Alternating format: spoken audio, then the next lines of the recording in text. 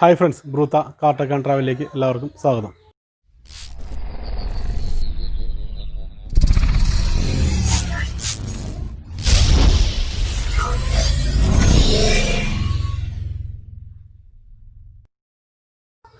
ഇന്നത്തെ വീഡിയോ എന്ന് പറഞ്ഞാൽ നമ്മുടെ റീസ്റ്റോറേഷൻ വീഡിയോയുടെ അവസാന ഭാഗമാണ്. അപ്പോൾ ഇതിൻ്റെ ഇടയ്ക്ക് കുറച്ച് തിരക്കായി പോയാണ് വീഡിയോസ് ഒന്നും വരാഞ്ഞത്. അപ്പോൾ ഇത് നമ്മൾ ഫുള്ള് സെറ്റ് ചെയ്തതെന്ന് വെച്ച് കഴിഞ്ഞാൽ നിങ്ങൾ കഴിഞ്ഞ വീഡിയോയിൽ കണ്ടിട്ടുണ്ടാവും. അവസാന വീഡിയോയിൽ നമ്മൾ ടൈമിംഗ് ബെൽറ്റൊക്കെ ഇട്ട് നിർത്തിയേക്കായിരുന്നു. അങ്ങനെ എഞ്ചിനെടുത്ത് മുകളിലേക്ക് കയറ്റി വെച്ചു. ബാക്കി പിന്നെ അഴിച്ച പോലെ തന്നെ എല്ലാ കാര്യങ്ങളും സെറ്റ് ചെയ്ത് സ്റ്റാർട്ട് ചെയ്തു ഞങ്ങൾ. അപ്പോൾ വണ്ടി പക്കയായിട്ടുണ്ട്. അപ്പോൾ അതിൻ്റെ ആദ്യം ഓയിൽ പമ്പിങ് കാര്യങ്ങളൊക്കെ കറക്റ്റായിട്ടുണ്ട്. പിന്നെ എല്ലാ ഭാഗവും നീറ്റായിട്ട് സെറ്റ് ചെയ്തിട്ടുണ്ട്. വണ്ടി ഓടിക്കാൻ നല്ല ഒരു പ്രത്യേക പെർഫോമൻസ് ഉണ്ട്. അപ്പോൾ എനിക്ക് തോന്നുന്നത് പുതിയൊരു എഞ്ചിൻ്റെ പെർഫെക്ഷൻ്റെ ഒരു ഇതായിരിക്കും. അപ്പോൾ അങ്ങനെയുള്ള കാര്യങ്ങളൊക്കെ ക്ലിയർ ആയിട്ടുണ്ട്. അപ്പോൾ ഇത് ഫുള്ള് ഇതിൻ്റെ ചിലവെന്ന് പറഞ്ഞ ഉദ്ദേശം ഒറിജിനൽ സ്പെയർ ഇട്ട് പണിയാനൊരു 40,000 രൂപയോളം ചിലവ് വരും കേട്ടോ. കാരണം പിന്നെ എന്തോ ലീല് അങ്ങനെ എന്തൊക്കെ ഒരു കമ്പനികളുടെ സ്പെയറുകൾ ഉണ്ടെന്ന് പറയുന്നുണ്ട്. അതായത് റിങ്സ് ആയാലും സ്ലീവ് ആയാലും എന്തായാലും. പക്ഷേ അതിനൊക്കെ പൈസ കുറവാണ്. പക്ഷേ ഇത് ഒറിജിനൽ സാധനങ്ങളാണ്. നമ്മളെല്ലാം ബെയറിങ്ങൾ എല്ലാം കഴിഞ്ഞ വീഡിയോകളൊക്കെ കണ്ടിട്ടുണ്ടാവും. ത്രസ്റ്റ് കാര്യങ്ങളൊക്കെ എല്ലാം ഒറിജിനൽ സാധനം അതിൻ്റെ പേരിൽ നല്ല പൈസ വന്നിട്ടുണ്ട്. ഇതിൻ്റെ ഇവിടുത്തെ ഇത് മാത്രം 1350 രൂപ നമ്മൾ പറഞ്ഞില്ലേ STP ഇട്ടിരിക്കുന്നത് ഇഞ്ചക്ടറിൻ്റെ. കാരണം ഇഞ്ചക്ടറൊക്കെ നമ്മളത് എന്തായാലും അയച്ചപ്പോൾ മാറിക്കളഞ്ഞു. ഇനി അത് ലീക്ക് വന്നു കഴിഞ്ഞാൽ പിന്നെ പുലിവാലാവും. അത് കിട്ടാനുമില്ല.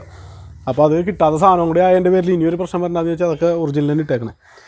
അപ്പോൾ ഇങ്ങനെയാണ്. അപ്പോൾ നമുക്കൊന്ന് ജസ്റ്റ് സ്റ്റാർട്ട് ചെയ്ത് കാണിച്ചു തരാം. അതിന് മുമ്പ് തന്നെ നമുക്ക് ആദ്യമുള്ള കാര്യം എന്ന് പറഞ്ഞു കഴിഞ്ഞാൽ ഇനിയിപ്പോൾ ഇത് കുറേ നോക്കണം. ഒരു 1000 കിലോമീറ്റർ കഴിയുമ്പോൾ നമ്മൾ നോക്കണം. 2000 കിലോമീറ്റർ കഴിയുമ്പോൾ ഓയിൽ മാറ്റി നമ്മൾ നോർമലായിട്ടേ ഒന്ന് അധികം വലിപ്പിക്കാതെയൊക്കെ ഓടിക്കണം. കാരണം ഇനിയിപ്പോൾ സീറ്റായി വരണം.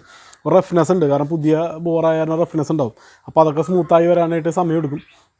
അപ്പോൾ നോർമൽ ഒരു 5000 കിലോമീറ്റർ വരെയൊക്കെ ശ്രദ്ധിച്ചാൽ അത്രയും നല്ലത്. നല്ല പെർഫെക്ഷൻ ഉണ്ടാവും. പിന്നെ അപ്പോൾ സിലിണ്ടറും പിസ്റ്റൻ്റെ റഫ്നെസ്സൊക്കെ മാറാനായിട്ട് കുറേ ഓടണം. അപ്പോൾ എങ്ങനെയും ഒരു 10,000 കിലോമീറ്ററൊക്കെ മര്യാദയ്ക്ക് നോക്കിക്കഴിഞ്ഞാൽ നല്ല പെർഫെക്ഷനായിരിക്കും എഞ്ചിന്. അപ്പോൾ അങ്ങനെയാണ് ഇതിൻ്റെ കാര്യങ്ങൾ. അങ്ങനെ എല്ലാം കഴിഞ്ഞിട്ടുണ്ട്. നമുക്കിനി ഒന്ന് സ്റ്റാർട്ട് ചെയ്യാം എന്തായാലും. അപ്പോൾ നമുക്ക് സ്റ്റാർട്ട് ചെയ്യാമെന്ന് പറഞ്ഞു കഴിഞ്ഞാൽ ഇത് എഞ്ചിൻ സെറ്റ് ചെയ്ത് കഴിഞ്ഞപ്പോൾ തന്നെ ഒറ്റയടിക്ക് തന്നെ സ്റ്റാർട്ടായിട്ട്, അല്ലാണ്ട് വെറുതെ പ്രശ്നങ്ങളൊന്നും ഉണ്ടായിരുന്നില്ല. കറക്റ്റായിരുന്നെങ്കിൽ എല്ലാം കറക്റ്റായിട്ട് സ്റ്റാർട്ടാവും. പിന്നെ AC ഒക്കെ ഓണാക്കി കിടക്കുക. അതൊക്കെ ഒന്ന് ഓഫ് ചെയ്യട്ടെ.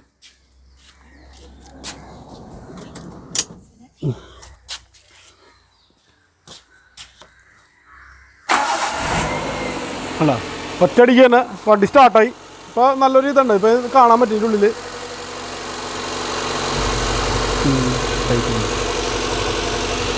അല്ല പുതിയ എഞ്ചിനായതിൻ്റെ പേരിലുള്ള ഓയിൽ പമ്പിങ് കാര്യങ്ങളൊക്കെ ഇതുപോലെ ഓയിൽ പമ്പ് ചെയ്തുകൊണ്ടിരിക്കും. അപ്പോൾ ഇങ്ങനെയുള്ള കാര്യങ്ങളൊക്കെ റെഡിയാവാൻ വേണ്ടിയിട്ടാണ് നമ്മളെല്ലാം അയച്ചിരുന്നത്.